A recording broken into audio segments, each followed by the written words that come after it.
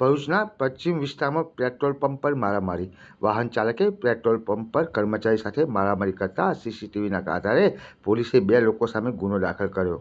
ભરૂચના પશ્ચિમ વિસ્તારમાં આવેલ પેટ્રોલ પંપ પર પેટ્રોલ ભરાવવા માટે આવેલ વાહન ચાલકે પેટ્રોલ પંપના સંચાલકો સાથે નહીં જેવી બાબતે બોલાચાલી બાદ મારામારી કરતા સમગ્ર ઘટના સીસીટીવી કેમેરામાં કેદ થતાં એક કર્મચારીની આંગળી ઉપર ફ્રેક્ચર થતાં પોલીસે ગુનો દાખલ કરી 2 આરોપીઓ સામે કાર્યવાહી કરી હોવાના અહેવાલ મળી રહ્યા છે. ભરૂચના પશ્ચિમ વિસ્તારમાં આવેલ ખેતીવાડી ઉત્પન્ન બજાર સમિતિની સામે પેટ્રોલ પંપ આવેલો છે. આ પેટ્રોલ પંપ પર એક વાહન ચાલક પેટ્રોલ પુરાવા આવ્યા હતા.